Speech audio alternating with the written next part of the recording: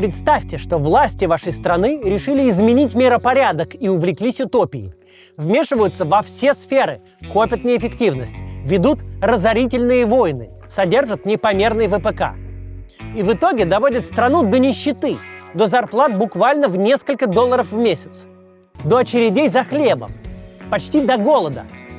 И все это происходит в угоду странной идеи пожилого руководства. Выход из этой критической ситуации есть. Его предлагает группа ученых-экономистов. Они видят, что нищета страны – дело поправимое. Но власти не слушают, потому что предложения экономистов противоречат любимой идее властей. Только когда ситуация совсем уж близка к краху, ученым выпадает уникальный шанс реализовать свои предложения. Провести реформу, создать невиданную до того в стране рыночную экономику. Вы этих людей знаете. Обычно говорят, что они развалили страну и довели народ до нищеты. Это члены первого правительства независимой России. Андрей Нечаев, Петр Авен, Александр Шохин, Анатолий Чубайс и, конечно, человек, который задумал реформу, собрал команду и за 1 год вынужденно и в пожарном режиме перестроил экономику страны. Егор Гайдар. Сегодняшний фильм о Гайдаре, его реформе и ее реальных последствиях.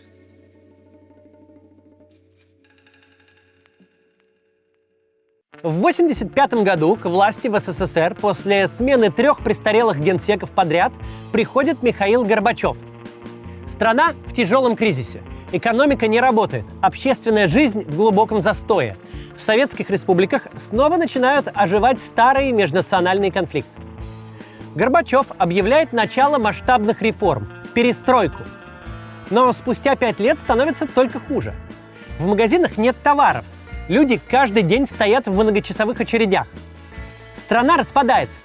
Часть республик уже объявила о независимости. Другие активно движутся в этом направлении. 19 августа 1991 года часть советского руководства, недовольная горбачевскими реформами, пытается вернуть себе власть, объявив себя Государственным комитетом по чрезвычайному положению, или ГКЧП. Добиваясь поддержки граждан, ГКЧП этот обещает поднять всем зарплаты и снизить цены. В Москву вводят войска. Президент Горбачев изолирован на даче в Крыму. По телевизору идет трансляция балета «Лебединое озеро». А директор Института экономической политики Егор Гайдар срочно отправляется на работу. В институте Гайдар и его команда первым делом анализируют экономическую программу путчистов и понимают, это совершенно невыполнимый махровый популизм. Команда уверена, что ГКЧП победит, но, несмотря на это, пишет и публикует разбор их программы. Насмешливый и злой. Они, конечно, понимают, в случае победы путча им этот разбор припомнят, но публикуют все равно. Руководители переворота используют самые беззастенчивые, крайние формы экономического популизма. Оказывается, что только после переворота можно поднять всем заработную плату, снизить цены и обеспечить постоянное повышение благосостояния. Трудно представить, что ГКЧП всерьез надеется таким образом повысить жизненный уровень населения. Если же это так, то должны предупредить, что в сложившейся экономической ситуации это прямой путь к безудержному разгулу инфляции, от которой пострадают все слои населения, но особенно малообеспеченные. На следующий день Егор Гайдар и команда решают провести в институте партсобрание. Парторг говорит, что болен и не приходит, понимает, к чему все идет. На том собрании практически весь коллектив института дружно выходит из коммунистической партии. В это время президент России Борис Ельцин и его сторонники находятся в Белом доме, резиденции Верховного Совета РСФСР. Белый дом окружают танки. Там же собираются москвичи, готовые голыми руками защищать от советских танков российское правительство. 20-го к ночи ждут штурма. Гайдар и его коллеги по институту тоже отправляются к Белому дому.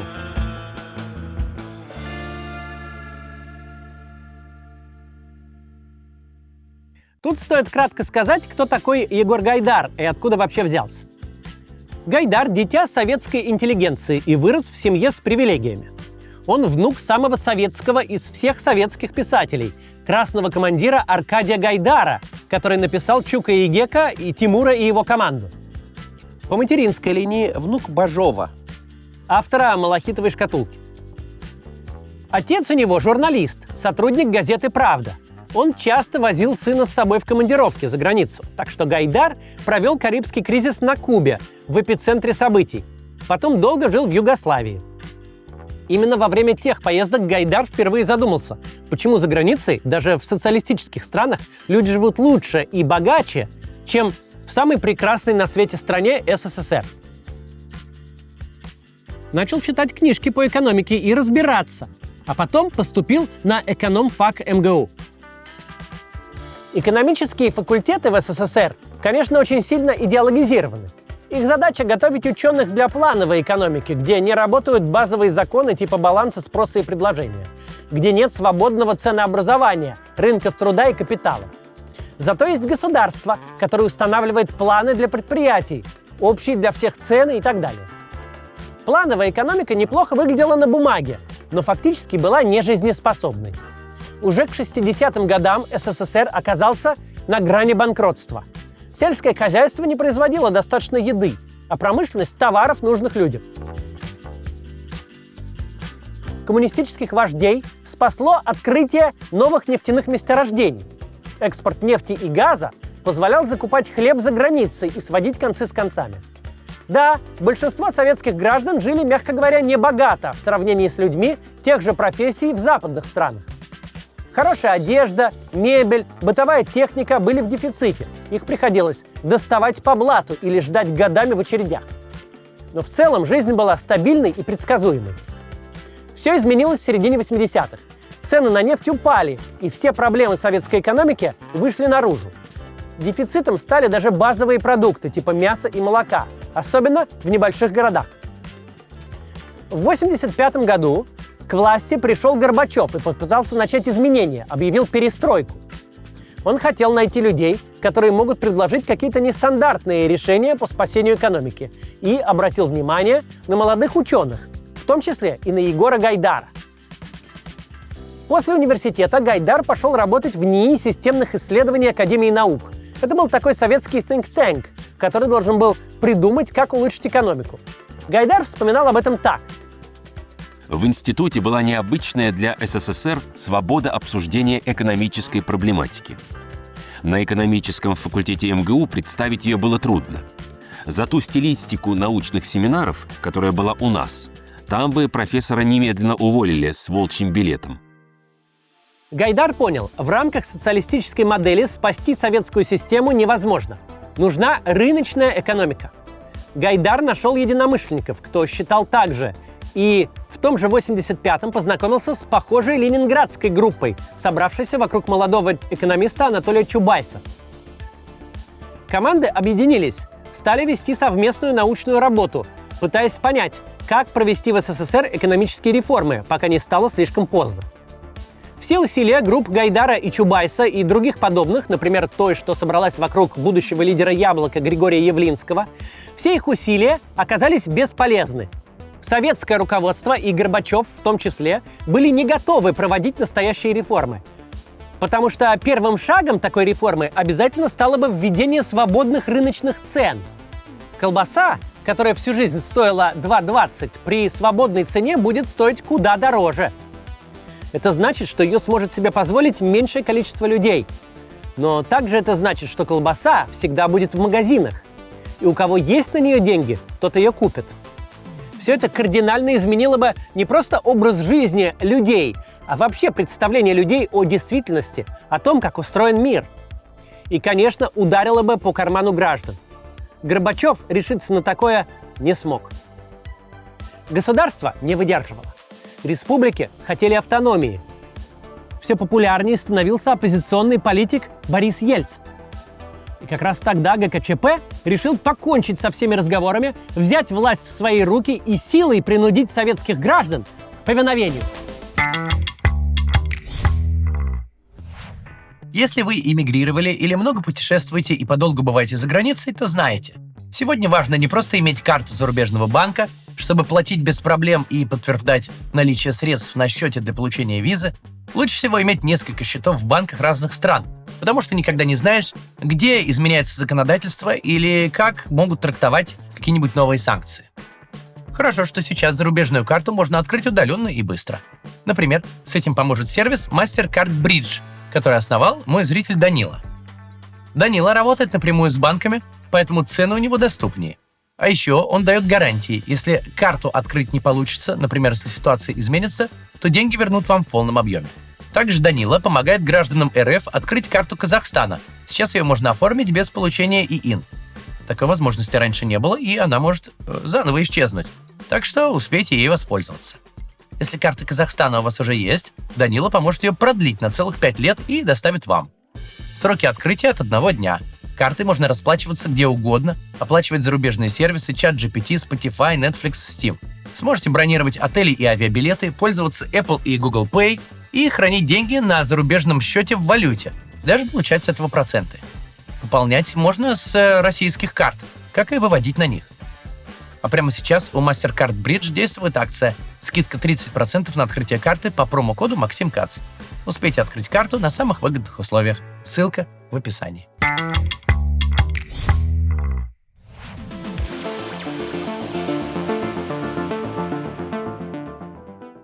Гайдар понимает, это шанс.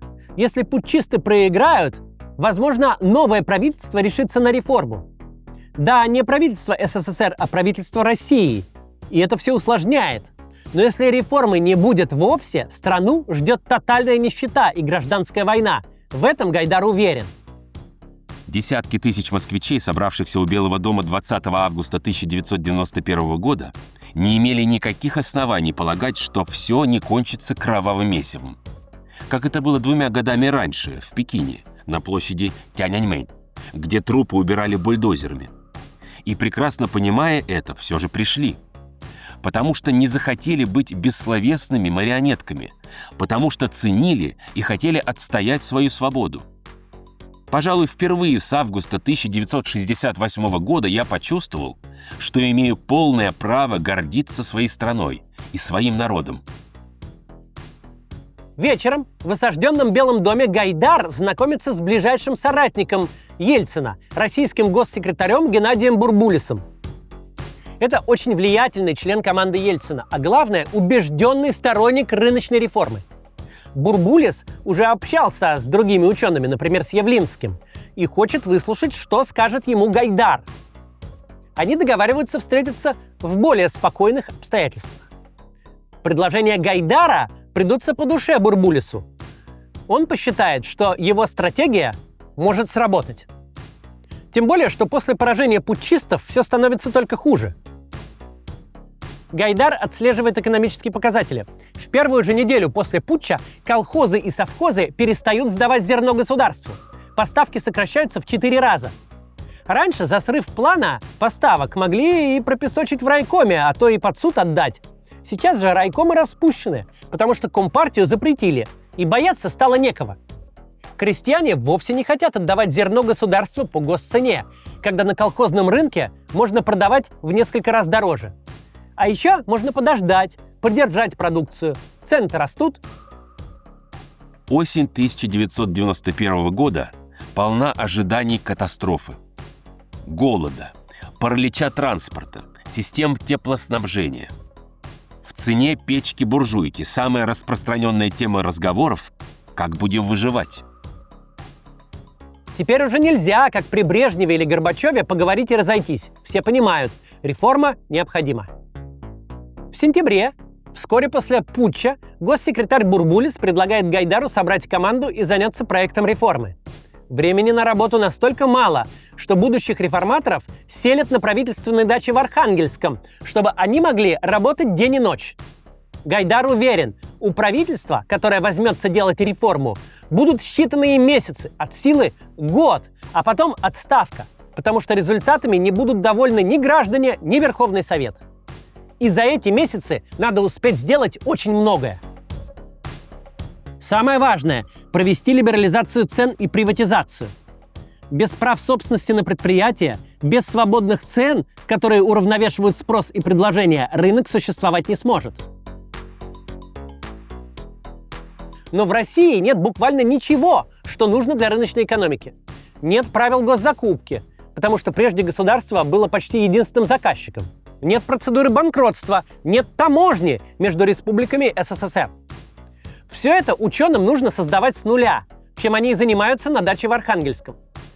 Прорабатывают проекты указов и постановлений, учитывают сотни нюансов. Нужно, например, открыть внешнюю торговлю. Раньше предприятия экспортировали и импортировали товары только через государство, а теперь нужно разрешить им делать это напрямую. А для этого нужно создать собственную валюту, российский рубль, и сделать его конвертируемым.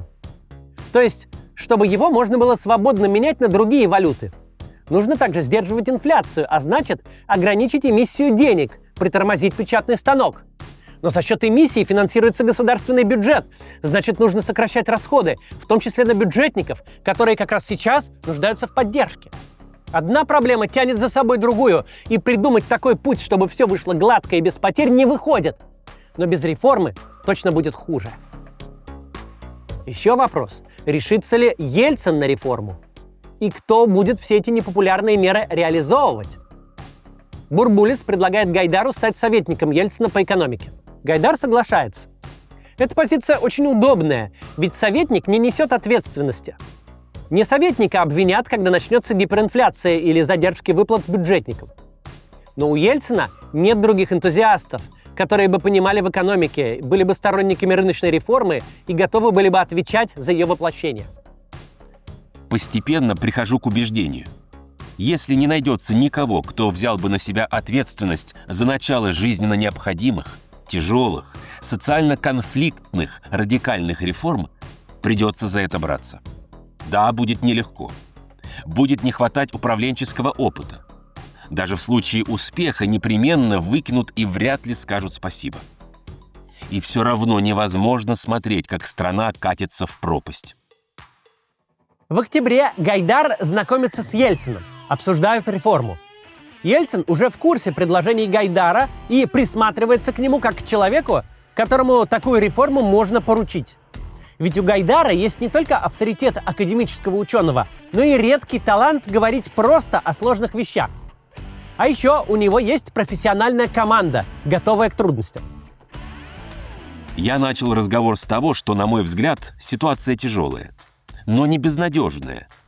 А закончил словами о том, что, по всей видимости, ему придется самому отправить в отставку первое правительство, которое начнет реформы и примет на себя ответственность за самые тяжелые решения. Ельцин решается на реформу. У Гайдара и его команды всего несколько дней, чтобы написать для президента доклад, который должен убедить съезд народных депутатов, по сути, российский парламент, что для спасения экономики нужны беспрецедентные меры. 28 октября Ельцин выступает с докладом на съезде и получает исключительные полномочия. На 12 месяцев президентские указы будут иметь силу закона. Все понимают, нужно будет действовать быстро и без долгих согласований. Поэтому важно, чтобы Ельцин мог своей властью одобрять решения правительства. Председателем правительства становится сам президент. Исключительный случай. Ельцин фактически берет на себя ответственность, прикрывая реформу и реформаторов своим авторитетом и невиданной популярностью.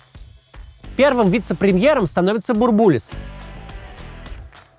Министров силового блока Ельцин назначает сам, но самое главное, кто будет руководить экономическим блоком.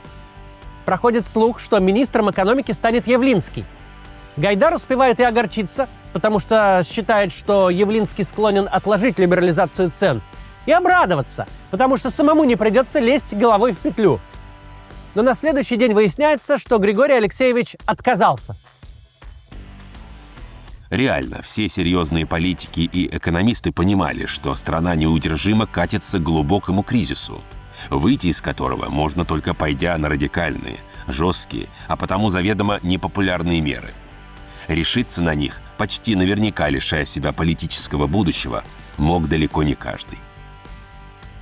6 ноября, наконец, выходят президентские указы. Гайдар назначен вице-премьером по вопросам экономической политики. 11 ноября образуется Министерство экономики и финансов. Гайдар получает должность и там. Первые дни работы правительства – что-то среднее между стартапом и сумасшедшим домом. Это первое правительство, сформированное президентом страны. Все процедуры еще не устоявшиеся, и старая советская система сопротивляется изменениям. Вплоть до того, что аппарат правительства, огромная структура из экспертов, юристов, секретарей, не пропускает приказы о назначении. Например, им присылают распоряжение президента подготовить приказ о назначении замминистром финансов Андрея Нечаева, с которым Гайдар работал еще в институте. Аппарат заклинивает. Чиновники не понимают, что это за Нечаев такой. Они о нем слышат впервые. И у кого-то внутри структуры рука не поднимается напечатать приказ. Распоряжения Ельцина попусту теряются. Потеряли документ. Будто надеялись, что им скажут: это ошибка, какой Нечаев? Вот серьезный кандидат из Совмина СССР. Вот его и печатайте. Только с 3-го раза Нечаев был назначен на должность. Кабмин формируется не только из команды Гайдара. Там есть и политики.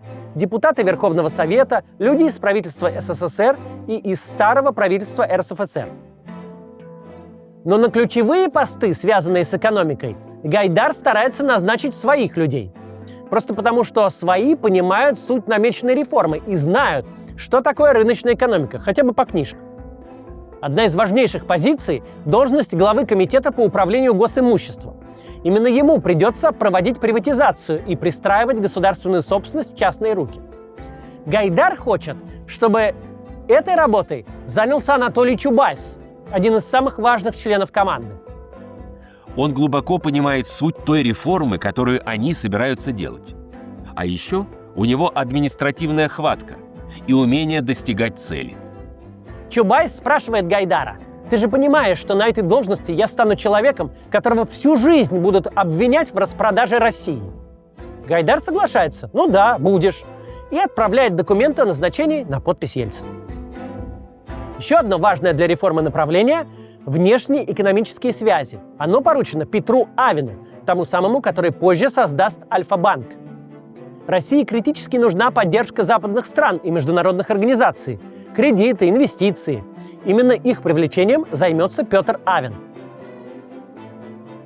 Интеллигентный парень, хорошо разбирающийся в экономике, знаток русской литературы и поэзии, выпускник элитной второй математической школы, затем экономического факультета МГУ, никогда не работал чиновником, ничем, кроме своего письменного стола, не заведовал.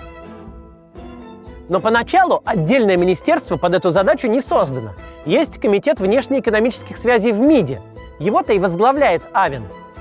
Авин, кстати, совершенно не нравится Ельцину. Тот регулярно предлагает Гайдару его заменить.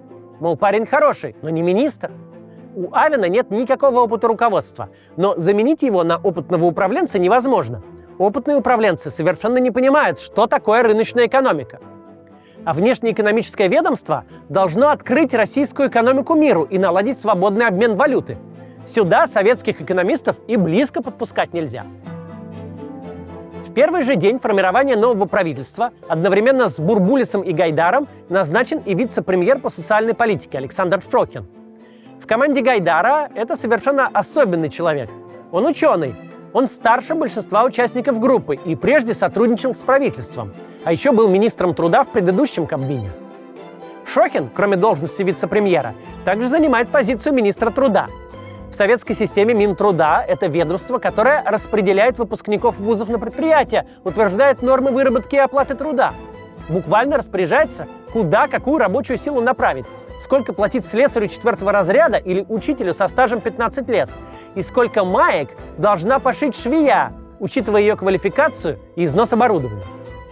В рыночной экономике Шохину предстоит работать совсем с другими проблемами. Заниматься не столько работой, сколько безработицей, социальной защитой, поддержкой уязвимых групп. Попытаться помочь тем, кто сам себе помочь не сможет. Ресурсов у него для этого крайне мало. Кроме гайдаровской команды, назначением министров занимается еще и Бурбулис с Ельциным. Среди их назначенцев есть двое, которых мы все хорошо знаем. Элла Памфилова, которая в то время совершенно приличная демократка, ее назначают министром соцзащиты. И молодой деятель из сферы строительства Сергей Шойгу, который возглавляет Комитет по чрезвычайным ситуациям. Следующие 20 лет Шойгу так и будет управлять этим ведомством. Прямо до 2012 года, до назначения губернатором Московской области, а затем министром обороны. Команда собрана. Но оказывается, что нельзя так просто взять и начать управлять экономикой. Сначала нужно получить власть. Ведь формально СССР еще жив. В Москве худо-бедно функционируют его органы власти. Есть Министерство финансов РСФСР и Министерство финансов СССР. И так дублируются почти все министерства и департаменты. Реформу нельзя провести, если не забрать полномочия у союзных органов и не передать их российским. У союзных органов власти большая часть бюджета страны. А еще есть Госплан СССР, который заправляет всем ВПК, энергетикой, транспортом и связью. И его нельзя просто разогнать. Там работают лучшие советские экономисты. Вдобавок, структура эта ценная. Кто-то же должен управлять всем народным хозяйством, пока оно принадлежит государству. Гайдар прорабатывает этот вопрос с Ельциным и получает подписанное президентом постановление. Госзнак, то есть денежно-печатный станок, передать Российскому Министерству экономики и финансов и прекратить финансирование союзных министерств. Новому правительству нет смысла тратить деньги на структуры, в которых с каждым днем все меньше нужды. С этим постановлением Гайдар и Нечаев идут брать Госплан, всемогущее советское ведомство. Его работники писали план и спускали его всем предприятиям страны. Распределяли ресурсы и следили, чтобы приказы выполнялись. И здание у этой конторы было по статусу. Они заседали на Охотном ряду в нынешнем здании Госдумы. И вот к этому пафосному зданию подъезжают Гайдар и Нечаев. Оба молоды, 35 и 38 лет, моложе меня сейчас. И оба совсем не представительны. Одеты в куртки, в руках какие-то бумажки. Посетители средней руки. Охрана даже сомневается, пропускать ли их в здание. Утверждают, что они вице-премьер и замминистра России. Бумажки какие-то показывают. Даже удостоверения нет. Их не успели сделать. Просто указы о назначении за подписью Ельцина прям принесли. Подозрительные какие-то типы. Но как-то их пропускают. В Госплане все на нервах. В дни августовского путча коллектив провел партсобрание, как институт Гайдара. Но если у Гайдара коллектив на этом собрании вышел из партии, то в Госплане приняли резолюцию в поддержку ГКЧП. И теперь вполне по делу нервничают. И вот, к ним приходит новая власть. Гайдар выступает с короткой речью. Мол, ценим Госплан, уважаем специалистов, переходите на работу в наше министерство. Потому что при рыночной экономике никакой Госплан будет не нужен. Договариваются, что Нечаеву выделят рабочий кабинет. Никто, правда, не понимает, на каком основании и зачем. Ведь должность Нечаева в российском правительстве, а Госплан – структура советская. Госплан гораздо выше в табеле о рангах времен СССР. Но реальное соотношение сил сегодня совсем другое. Нечаев начинает ходить в Госплан как на работу, давать указания местным сотрудникам и фактически принимать дела. Люди понемногу начинают эти указания выполнять. Руководство Госплана сперва сопротивляется, но в конце концов решает, что идти против российской власти себе дороже, и шаг за шагом все больше выпускает поводья из рук. Таким креативным методом Госплан взят без боя и переходит под руководство нового российского правительства. Примерно так же исподволь Гайдар и его министры переводят под управление России советский бюджет, Минфин, Минпром, Госзнак, Гохран, таможню, внешнеэкономические связи и еще кучу структур и органов. Перед запуском реформы должен решиться еще один важный вопрос. Уже несколько месяцев СССР де-факто не существует, но на бумаге еще числится. Все время возникают недоразумения и противоречия. Еще действует КГБ СССР, и есть даже подразделения, до сих пор лояльные советской власти. Реформу нельзя проводить в таких условиях, не определившись, на какой именно территории будут действовать изменения. Вопрос о существовании Союза нужно закрыть. С самого путча уже больше 3 месяцев идут консультации между руководством республик, в основном между Россией, Украиной, Белоруссией и Казахстаном. Горбачев, как глава СССР, фактически устраняется из политики, а руководители республик обсуждают, каким будет новый союзный договор. Будет ли над ними общий властный центр, или дальше все сами по себе и сотрудничают как независимые государства? В начале декабря в СМИ появляется сообщение: Ельцин совершит визит в Минск. Предполагается, что это будут переговоры без подписания каких-либо документов. Но в реальности долгих переговоров не понадобилось. Решение у всех давно созрело. И завертелось. Российская делегация перебирается на правительственную дачу в Беловежской пуще. Проект соглашения Гайдар пишет вместе с Сергеем Шахраем. Это ключевой советник Ельцина по юридическим вопросам. Председатель парламента Беларуси отправляет приглашение президенту Украины Леониду Кравчуку и главе Казахстана Нурсултану Назарбаеву. КГБ Беларуси докладывает Горбачеву о предательстве. Кравчук приезжает уже на следующий день. А вот Назарбаев осторожничает. Летит не в Беларусь, а в Москву советоваться с президентом СССР. Так что обходится без него. 8 декабря 1991-го стороны подписывают Беловежские соглашения, согласно которым СССР прекратил свое существование, а 3 республики, которые когда-то его учредили, становятся независимыми государствами. Теперь все готово к первому шагу реформы. Декабрьская Москва 1991 года – одно из самых тяжелых моих воспоминаний. Мрачные, даже без привычных склок и скандалов очереди. Девственно пустые магазины. Женщины, мечущиеся в поисках хоть каких-нибудь продуктов. На безлюдном Тишинском рынке долларовые цены. Среднемесячная зарплата $7 в месяц. Всеобщее ожидание катастрофы. 2 января 1992 года правительство отпускает цены на 90% товаров. Товары начинают появляться, но цены растут вопреки всем прогнозам. Обещался рост в 3-4 раза за год. Реальность же оказалась куда хуже. Только за январь цены выросли в 4,5 раза, а за год в 26 раз. При этом изобилие не появилось. Все тот же позднесоветский ассортимент, когда 2 вида колбасы – это уже широкий выбор. 29 января 1992 года выходит еще указ. Объявляется свобода торговли. Вплоть до этого времени почти все магазины в стране государственные. У них нет задачи заработать деньги или вообще хоть что-то сделать, кроме выполнения плана. Им все равно, продают они что-то или нет. Ну и ждать от таких торговых точек предпринимательской инициативы даже как-то странно. Они просто не способны справиться с дефицитом. Есть небольшое количество кооперативных магазинов, но они почти не влияют на общую картину. Ведь до сих пор, чтобы открыть такой магазин, требовалось получить разрешение от властей. А для этого вдоволь побегать по инстанциям. Так что кооперативов было мало.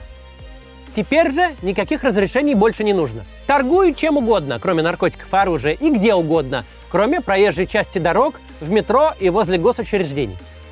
Это разом меняет ситуацию. Появляются стихийные рынки, лотки, развалы, коммерческие магазины. В Китай, Польшу, Турцию едут первые челноки. Торгуют всем.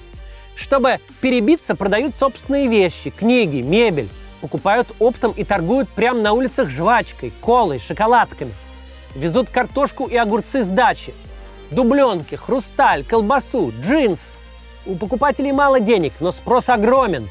За десятки лет жизни при дефиците у людей накопилась потребность во всем. В одежде и обуви, в магнитофонах, в видеомагнитофонах, в микроволновках. И торговля идет. Дефицит исчез. Купить можно что угодно. Третьим шагом становится приватизация. Передача госпредприятий и госсобственности в частные руки. В советской системе государству принадлежало почти все. Колхозы, заводы, магазины, квартиры, земля. И это все нужно передать в частные руки. Создать слой собственников, заинтересованных в развитии и эффективном управлении этим имуществом. Проблема только в том, как это сделать. Как все государственное имущество разделить между гражданами? Любые варианты такого раздела многим покажутся несправедливыми. Логичнее всего это имущество продать тем, кто за него заплатит. Но в разоренной стране почти ни у кого нет денег на такие покупки. Чубайс проводит приватизацию с помощью приватизационных чеков, ваучеров. Номинальная стоимость каждого 10 тысяч рублей. По одному ваучеру получает каждый гражданин. Идея в том, чтобы люди за эти ваучеры покупали акции.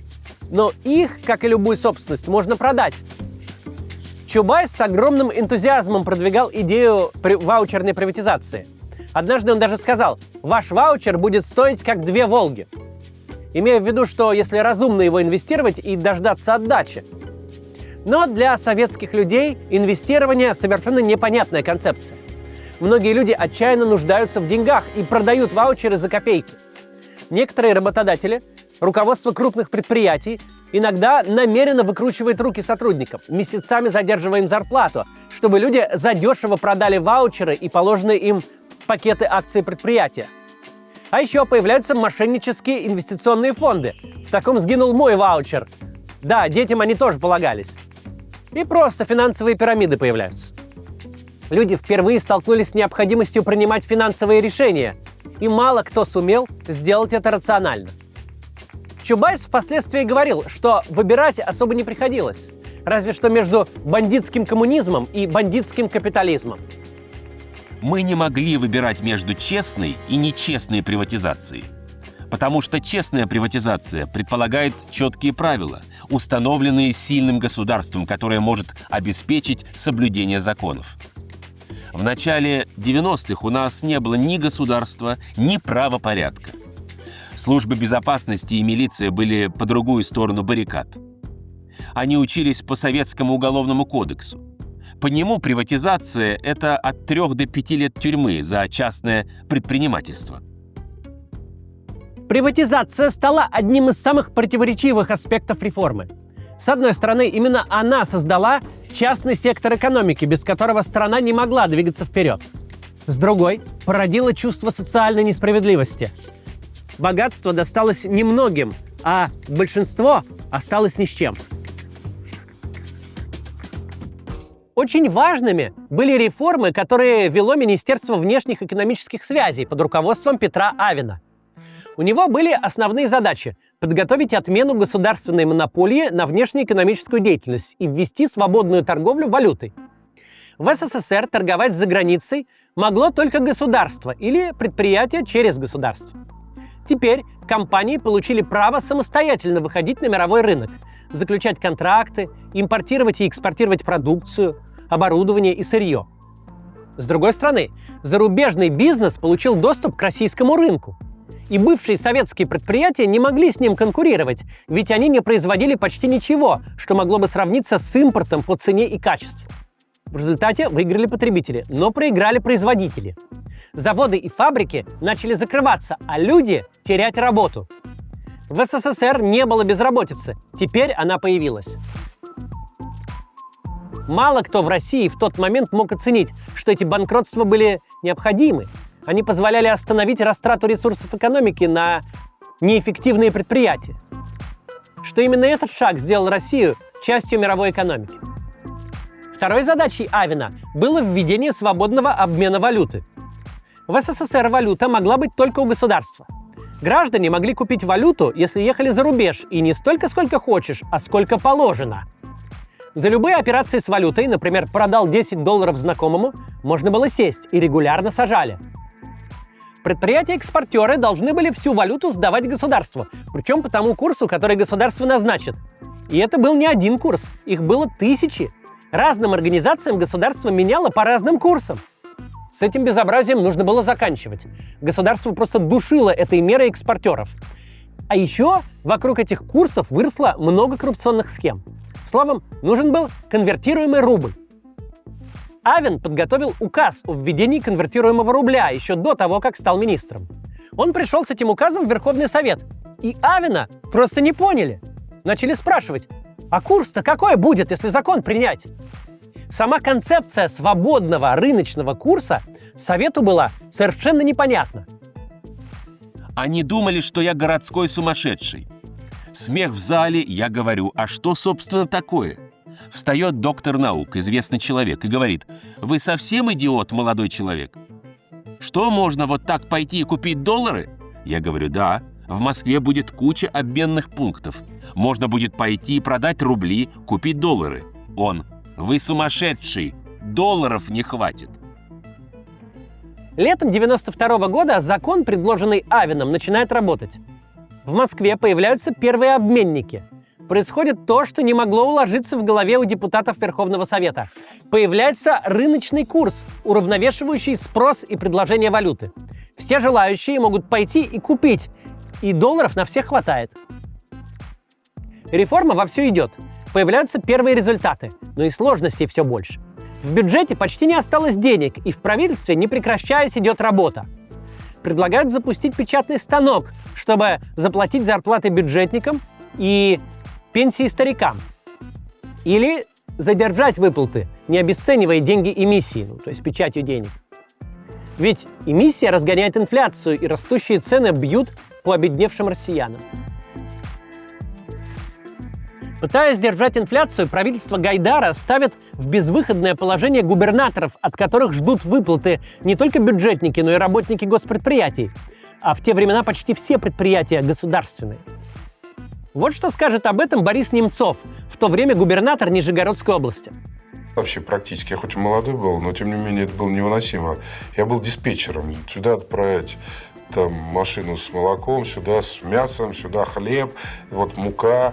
Первое мое совещание было о состоянии дел там с запасами зерна. Зерна было на 2 дня. Топливо, уже зима на дворе была, да, конец ноября, начало декабря. И она, кстати, суровая. Топливо было на 3 дня. Я с этого начинал работу. То есть, на самом деле, страна была реально на пороге голода-холода. И они объяснили, что если не включить вот эти рыночные механизмы, то, в общем, неминуем просто голод. Неминуем голод. И я думаю, что Ельцин поверил Гайдару. Он, конечно же, считал Гайдара человеком из науки больше философски размышляющим, совершенно непрактичным, совершенно непрофессиональным. Считал его скорее ученым, но, тем не менее, он понимал, что вот другого выхода нет. Он, конечно... Да и Гайдар, кстати, тоже, они последствия этой либерализации не могли оценить. И, собственно, Нижний Новгород, пожалуй, был первым городом, где Ельцин вдруг увидел взрывный рост цен, когда там цены выросли в 50 раз, 60 раз и так далее. Честно говоря, Ельцин тогда был в шоке. У руководства Нижегородской области физически нет наличных денег. Работники перекрывают улицы, требуя, чтобы им выдали зарплату. На многих предприятиях в счет будущих выплат выдают пайки, буквально платят продуктами. И тогда Немцов решает напечатать Нижегородский областной заем, то есть облигации, которые в народе назовут немцовками. Эти облигации становятся средством платежа, местными деньгами. И у Гайдара случилась истерика, он меня хотел убить. Я говорю, выбор у нас такой, либо у нас бунт рабочий, либо у нас бунта нет, но вот будут тогда ходить такие местные деньги под названием немцовки. И у нас был дикий конфликт с Гайдаром, потому что Гайдар боялся, что развалится финансовая система страны из-за того, что немцовок будет не только в Нижегородской области много, а и во всех других. Проблемы приходится решать на лету, а они все множатся. В какой-то момент в бюджете не остается ни валюты, ни золота. Это значит, что невозможно оплатить даже самые необходимые заграничные товары, например, инсулин. Я ночью поехал в американское посольство просить, чтобы не останавливали поставки инсулина. А еще были проблемы, не связанные с экономикой напрямую. Ими тоже приходилось заниматься Гайдару и его команде. Например, национальные конфликты на Кавказе. Тогда еще не дошло до открытой войны с Чечней, да и проблемы были не только там. Но полыхнуть грозило не раз. В самом конце 1991 года накалилась обстановка в Дагестане. За полгода до этого Верховный Совет принял закон о реабилитации репрессированных народов, очень нужный, но не продуманный. Он стимулировал людей, которых целыми этносами выселяли при Сталине из родных мест, возвращаться на родину, чтобы вернуть свою собственность и получить компенсацию. А там, в их прежних городах и селах, уже поселились другие люди. Готовая почва для межнациональных конфликтов. Особенно на Кавказе. В Дагестане удалось разрулить. Гайдар и Нечаев сумели найти в истощенном бюджете деньги, чтобы построить новое жилье для переселенцев. И так уладили конфликт с людьми, живущими в их прежних домах уже без малого полвека. На следующий год произошел конфликт между Ингушетией и Осетией. Ровно по такому же поводу. Ингуши, которых выселил Сталин, начали возвращаться на свою историческую родину, которая давно стала частью Северной Осетии. В октябре 1992 года конфликт становится вооруженным. Погибают несколько человек, и осетины, и ингуши. А потом и вовсе неуправляемым. Дома горят, люди погибают десятками. И осетинская милиция, и солдаты российских военных частей, и ингуши, как вооруженные, так и мирные. А под боком Чечня. До недавнего времени она составляла с Ингушетией одно целое – Чечено-Ингушскую республику. В начале 90-х эта республика распалась на две, но где проходит между ними граница, понятно далеко не всегда.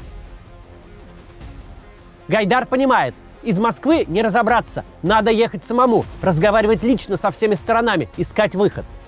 Но ситуация настолько опасная, что в Назрань, центр ингушского сопротивления, не решается ехать даже Сергей Шойгу, которому, как главе комитета по чрезвычайным ситуациям, ехать как раз положено. В итоге в Назрань отправляется сам Гайдар. Первым делом направляюсь в Назрань. Еду на бронетранспортере внутренних войск. Зрелище не для слабонервных. Видны следы настоящего боя, разрушений. В пригородном районе множество горящих домов. Нетрудно догадаться, что в первую очередь ингушских.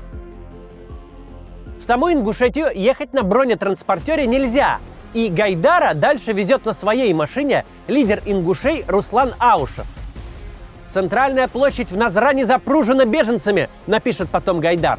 И не напишет, что во Владикавказе возле дома правительства лежали сотни тел погибших. Гайдар разговаривает с осетинами, с ингушами, с чеченцами, с лидерами, с потрясенными людьми, многие из которых потеряли дома и близких. Договаривается о самом насущном, о размещении федеральных войск, чтобы исключить столкновение. Ситуация была очень опасной. Было неясно, где граница между Ингушетией и Чечней, где наши войска должны остановиться. А этот вопрос надо было согласовывать с тремя сторонами – с чеченцами, ингушами и армией. И самое главное, что я там делал, занимался урегулированием этого вопроса. Я вызвал в Назрань первого вице-премьера Чечни, согласовывал границы размежевания, то есть до каких пределов могут дойти войска, иначе вспыхнет Чечня. И потом убеждал, доказывал. Что-то не устраивает ингушей, что-то чеченцев. Было непросто. Благодаря работе Гайдара у ингушей исчезает убежденность, что для российских властей в этом конфликте есть заведомо правая и неправая стороны. Ведь очень просто было в том конфликте во всем обвинить ингушей. Они ж первые начали. Но для Гайдара принцип коллективной ответственности, мол, все ингуши в ответе друг за друга, неприемлем. Ему важно, чтобы беженцы могли вернуться домой и чувствовать себя в безопасности. Его усилиями горячую точку удается немного охладить. Весной 92-го постепенно начинает происходить то, чего Гайдар ожидал с самого начала. Граждане поняли, реформа не закончится быстро. Речь не о том, чтобы потерпеть несколько месяцев или полгода, а потом рынок волшебным образом все решит. У миллионов людей буквально рушится жизнь. Вчерашний профессор вынужден продавать вещи на рынке. Милиционеры не могут выжить на копеечную зарплату. Увольняются и идут в бандиты. Почти все карьерные пути, которые строились во времена СССР, теряют смысл. Заводы закрываются, квалифицированный персонал теряет работу. Армию сокращают, и офицеры идут в вышибалы или в рэкет. Институтам сокращают финансирование, и ученые теряют прежний статус, идут в уборщики и таксисты. Те, кто всю жизнь работал, рос по карьерной лестнице, откладывал деньги на будущее, вдруг понимают, что все было зря. Что в 45 лет им нужно начинать с нуля, без надежной профессии и сбережений. Со сбережениями вообще история отдельная. Государство десятилетиями отчитывалось о повышении благосостояния советского народа. Этому надо было соответствовать, повышать зарплаты, удерживать цены на низком уровне. До какого-то времени у государства были на это ресурсы, например, нефтедоллары. Но в середине 80-х цены на нефть упали, и бюджет СССР опустел. Денег на закупку импортных товаров и продажу их гражданам по ценам ниже закупки у государства не стало. Тогда-то и наступил настоящий дефицит. Такая ситуация в экономике называется денежный навес. Граждане просто не могли потратить заработанные деньги, не было товаров, на которые их можно было бы потратить. Поэтому деньги массово откладывали на сберкнижки, счет в Сбербанке, то есть. Люди думали, это временные трудности с поставками. Рано или поздно снабжение наладится. Товары подвезут, и тогда можно будет купить на накопленное все, что захочется. Даже хорошо, что деньги копятся. Будет чем обеспечить старость. Будет на что сделать крупные покупки. Людям не приходило в голову, что их денег в определенный момент не стало. А на самом деле их деньги обесценились очень давно. Просто люди об этом еще не знали. В самом конце существования Советского Союза, в 90-м году, Совмин СССР изъял из Сбербанка средства граждан, чтобы закрыть дыру в бюджете. Циферки в сберкнижках остались, но реальных денег за ними больше не было. Чтобы это скрыть, в начале 91-го, во время денежной реформы, которую проводил советский премьер Павлов, гражданам запретили снимать со счетов больше 500 рублей в месяц, то есть заморозили вклады. В 92-м году правительство Гайдара эту заморозку отменило. Деньги можно снять, но их стоимость упала в сотни, в тысячи раз. Потому что цены отпустили, они стали реальные, и ценность денег стала соответствовать реальности. Но люди-то о реальности этой до Гайдара не знали. Они думали, что они богаты, потому что так им говорило советское правительство. Люди, у которых на книжке, на счетах было денег на несколько автомобилей, теперь могут купить на это лишь пару шлепанцев. Реформы выявили реальное состояние российской экономики после 70 лет коммунистической власти. Советское правительство растратило деньги граждан. Но граждане и популистская оппозиция в Верховном Совете обвиняют не Компартию, а кабинет Ельцина и Гайдара. Мол, они развалили страну и ограбили народ. Особенно громко выступают коммунисты. Мол, при них такой фигни не было. С тех пор не могу спокойно слушать именно от коммунистов их ритуальные рыдания по утраченному имперскому величию страны, которую они после 70-летий своего жестокого правления поставили перед миром с протянутой рукой. Даже те, кто способен разобраться в реальных причинах проблем, говорят, что реформы могли быть не такими жесткими и безжалостными. Но это не реформы жесткие, а состояние страны плачевное. Рассуждения о мягких, социально безболезненных реформах, при которых можно в одночасье решить проблемы так, что всем станет хорошо и это никому ничего не будет стоить, упреки в наш адрес, заполнившие вскоре страницы газет и зазвучавшие с научных трибун, даже не обижали. Открывшаяся в деталях картина подтвердила печальную истину. Ресурсов, позволяющих сгладить социальные издержки запуска нового механизма хозяйствования, не было. Есть еще одна проблема. Правительство никому не поручило объяснить людям суть происходящего. Гайдар признает это упущение, но скажет, что, во-первых, все члены команды были перегружены, а во-вторых, сказать им в сущности было нечего. Что, собственно, мы должны были ясно и просто объяснять людям? Что мы летим на самолете с одним крылом? Что нет никаких гарантий того, что приземлимся? Что невозможно прогнозировать уровень инфляции? В числе первых, кто обвинил Ельцина и Гайдара, оказался съезд народных депутатов, который лишь несколько месяцев назад почти единогласно утвердил программу реформ. В апреле 92-го, всего через 4 месяца с начала реформ, съезд обрушивает на реформаторов критику. Их обвиняют в непрофессионализме. Мол, кто так реформирует? Надо помягче, или надо радикальнее и быстрее, или надо было вообще не так. Съезд записал о том, что экономические реформы, их методы и формы проведения противоречат интересам большинства народа нашей страны. Я отдаю должное научной эрудиции Егора Тимуровича и его способности нести удар, как говорят, его личному мужеству под волной нашей критики. Но ту экономическую программу, которую правительство осуществляет, поддерживать нельзя. Депутаты пока не готовы к прямой конфронтации с правительством и с Ельциным, который еще не до конца растерял свою популярность. Но им хочется снять с себя ответственность за эту скандальную реформу, и они один за другим принимают постановления. Приказывают правительству налоги снизить, а зарплаты поднять и цены ограничить. Я помню, с самого начала наезд на нас нарастал, он дней, наверное, 6-7 шел. С каждым днем все круче. То есть сначала наша работа артикулируется как ошибки, потом грубые ошибки, потом преступления, потом развал Родины, потом к ответу, потом арестовать прямо в зале. Посоветовавшись с командой, Гайдар обращается к съезду. Говорит, если полномочия правительства будут ограничены принимаемыми постановлениями, правительство не сможет решать свои задачи. Так что мы прямо сейчас подаем в отставку в полном составе. Раз они хотят нас сносить, но пока до этого не дошли, нужно поставить их перед черно-белой картинкой, когда не мы их будем уговаривать, а они нас. Логика такая, что нужно выйти с опережающим заявлением об отставке. Сопроводить это внесенным проектом разрешения о недоверии. Съезд сдулся. Он де-юре не набрал голосов за недоверие. А де-факто у нас доверие. Съезд закрывается. Для съезда эта отставка означала бы, что ответственность перед избирателями за реформу или за ее срыв ляжет на депутатов. В итоге съезд снимает большую часть претензий и в итоговом документе выражает поддержку правительству. У Гайдара снова развязаны руки. Он может продолжить работу.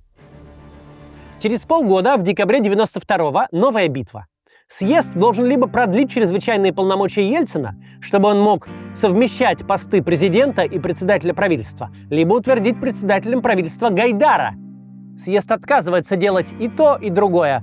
Грозится принять поправки, ограничивающие полномочия президента. Ельцин это называет ползучим переворотом и обещает провести референдум, поставить перед народом вопрос о доверии к президенту и к парламенту. Вариантов у Ельцина немного, но один есть – заменить Гайдара Виктором Черномырдиным. Он назначен вице-премьером за несколько месяцев до съезда. Черномырдин – советский управленец, хозяйственник. Он отменить уже проведенную реформу не в силах. Да и цели у него такой нет. Он готов продолжать дело Гайдара, как он себе это представляет. Такой вариант стал временным компромиссом в обостряющихся отношениях между президентом и парламентом. Виктор Черномырдин становится премьером, а на весну следующего, 93-го года, назначается референдум, вошедший в историю под названием «Да-да, нет-да». Именно так предлагали голосовать на нем сторонники президента. Этот референдум Ельцин выиграет. Большинство проголосовавших поддержит его политику, то есть выскажутся за дальнейшие реформы. Наступает последний акт этой драмы – противостояние президента и Верховного Совета. Драмы, в которой Егору Гайдару суждено сыграть далеко не последнюю роль.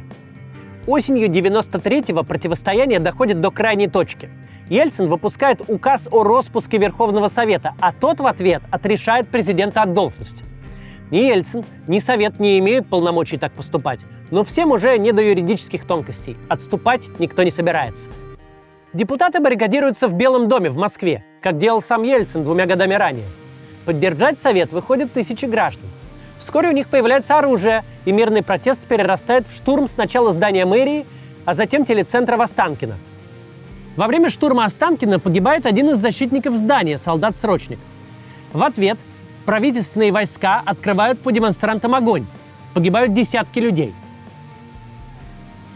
В разгар противостояния Гайдар обращается к гражданам.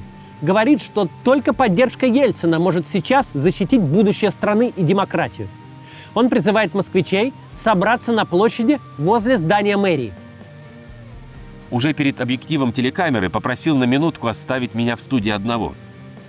Как-то вдруг схлынула горячка и навалилась на душу тревога за тех, кого вот сейчас позову из тихих квартир на московские улицы. Нетрудно понять, какую страшную ответственность за их жизни беру на себя. И все же выхода нет.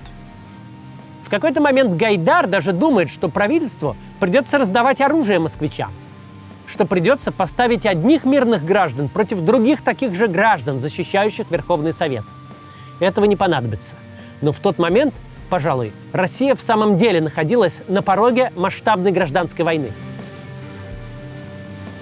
4 октября 93-го по приказу Ельцина танки открывают огонь по Белому дому. Затем здание берет штурмом спецназ. Противостояние с Верховным Советом заканчивается победой президента. Кризис завершен, и Гайдар возвращается к работе в правительстве Черномырдина в качестве министра экономики. Но ситуация изменилась. Ельцина и Черномырдина политика заботит куда больше, чем экономика. На декабрь назначены выборы в новый парламент, в Государственную Думу. Но их не выиграть, если не обеспечить льготы, выплаты, дотации. А значит, нужны новые эмиссионные деньги. Гайдар обнаруживает, к нему перестали прислушиваться.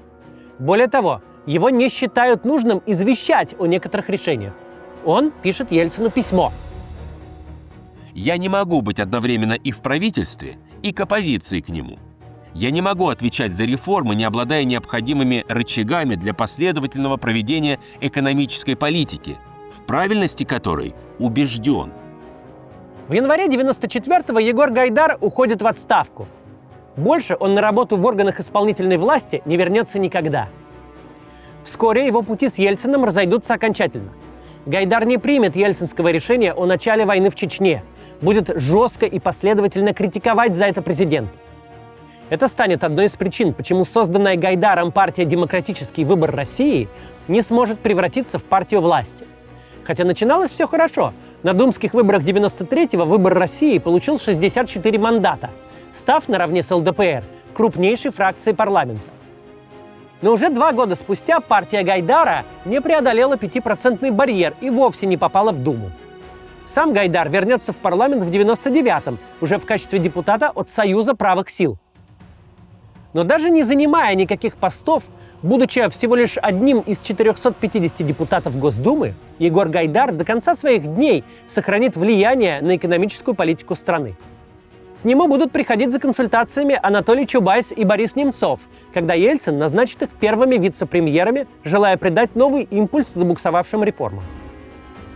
Гайдар будет работать и с правительством Сергея Кириенко, надеясь предотвратить дефолт 1998 года. Более того, именно Гайдар будет вести переговоры с Международным валютным фондом. И у чиновников МВФ не возникнет вопросов, почему навстречу пришел человек, не работающий в органах власти. Настолько высока репутация Гайдара. Гайдар будет востребован и после прихода к власти Путина. Первое путинское правительство возглавит Михаил Касьянов, работавший у Гайдара в начале 90-х. В начале нулевых они вместе будут работать над новыми реформами. Налоговая реформа и введение плоской шкалы НДФЛ, бюджетная реформа, появление стабилизационного фонда, который сейчас называется Фондом национального благосостояния. Все это будет создано при непосредственном участии Егора Гайдара. Позже он опишет этот период так. У меня была возможность за 2-3 дня получать ключевые документы за подписью лиц, принимающих решения, включая президента. Не надо было публично выступать, а возможности делать что-то полезное были, пожалуй, наибольшие за все то время, когда я работал во власти. Потом, конечно, возможности стали быстро сокращаться. Возможности начали сокращаться во второй половине нулевых, когда Путин свернул реформы и сменил либерала Касьянова на безликого налоговика Фродкова. Гайдар критиковал Путина за разгром ЮКОСа и дело Ходорковского в 2003-м. Позже в числе первых заговорил о том, что Россия превращается в сырьевую автократию, где богатство и власть вновь сосредоточены в руках узкой группы людей. В последние годы жизни Гайдар отзывался о Путине как о человеке, который проедает наследие реформ, тратит нефтегазовую ренту на укрепление власти и социальный популизм, вместо того, чтобы модернизировать страну. В течение времени все равно выясняется, что удерживать недемократические режимы в урбанизированных и грамотных обществах не получается. Вот почему-то все эти страны, которые считались в политологии образцами стабильных, мягких авторитарных режимов, в конце концов пришли к выводу о том, что надо со всем этим заканчивать, формировать нормальную демократию. Потому что квалифицированная, умное, урбанизированное общество, оно хочет не только сапог, не только мясо, оно хочет свободы. Он предупреждал, такая модель обречена на кризисы. Ведь экономика не может жить вечно за счет дорогой нефти, а авторитаризм уничтожает гибкость системы. Егор Гайдар умер 16 декабря 2009 года от тромбоэмболии легочной артерии в своем доме в Подмосковье. Ему было всего 53 года. К сожалению, Гайдар прожил не очень долгую жизнь. В правительстве он работал и вовсе мгновение по историческим меркам, чуть больше года. Но это мгновение было историческим. Гайдар и его соратники смогли решить задачу, с которой до них никто и никогда не сталкивался. перевели советскую плановую экономику на рыночные рельсы. Да, похожие реформы проходили и в странах соцлагеря, но ни по масштабам, ни по уровню сложности экономику Польши или Чехословакии нельзя сравнивать с российской. Можно критиковать Гайдара за то, как проходили реформы, но споры эти будут сугубо академическими.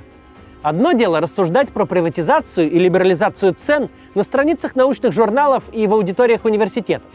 И совершенно другое – делать все это своими руками в ситуации, когда каждое твое решение непосредственно отражается на жизнях людей, когда ты определяешь, смогут ли они сегодня накормить своих детей. Егору Гайдару, блестящему ученому, и в голову не могло прийти, что ему придется всем этим заниматься. Тем не менее, он принял вызов и справился с ним. Уже в конце 90-х в России начался экономический рост. Реформы начали давать результат. Да еще и цены на нефть снова выросли. Тот фантастический рост благосостояния, который россияне пережили в нулевые, во многом достижение правительства Гайдара. Путин именно за счет этого роста завоевал популярность и всегда это понимал. Поэтому продолжает доверять управление российской экономикой людям, которых принято называть системными либералами. Таким как министр финансов Антон Силуанов, работавший в Гайдаровском министерстве экономики. Или Татьяна Голикова, отвечающая в нынешнем правительстве за социальную политику. Председатель Центробанка Эльвира Набиуллина работала руководителем департамента экономических реформ в Министерстве экономики того правительства и была секретарем в правительственной комиссии по экономической реформе, которой руководил Анатолий Чубайс. Один из ближайших сторонников Путина и многолетний министр финансов в его правительствах Алексей Кудрин. Он сотрудничал с Гайдаром еще с конца 80-х. Однажды путинское правление закончится. Тем, кто придет ему на смену, придется решать очень сложные задачи. Нужно будет переводить экономику военного времени на мирные рельсы. Нужно будет платить по долгам, которые набирает сейчас и будет набирать дальше Путин для продолжения войны. Возможно, также обесценятся деньги граждан. Нужно будет вкладывать деньги в восстановление разрушенных городов, и это неминуемо скажется на уровне жизни россиян. Хочется верить, что тогда во главе страны окажутся такие же люди, как Егор Гайдар, готовые пожертвовать собой, своим именем ради перемен, которые нужны каждому из нас. До завтра. Россия может, пройдя вот эти тяжелые годы, накопив опыта демократии, ошибок своих, собственно, научившись на них, провести тот набор преобразований, который постепенно позволит России пойти по пути, по которому идут другие постсоветические страны, даже Польша, или Венгрия, или Чехия, скажем, или Словения. Стать нормальной, цивилизованной, европейской страной. Сначала бедной, потом постепенно богатеющей. А может страна закружиться в своих печалях, поверить в мировой заговор, начать ловить врагов, искать врагов в инородцах, попытаться пойти по тому пути, по которому Германия пошла после Первой мировой войны, а не после Второй. Вот первый выбор возможен, и второй выбор возможен. А все зависит от нас.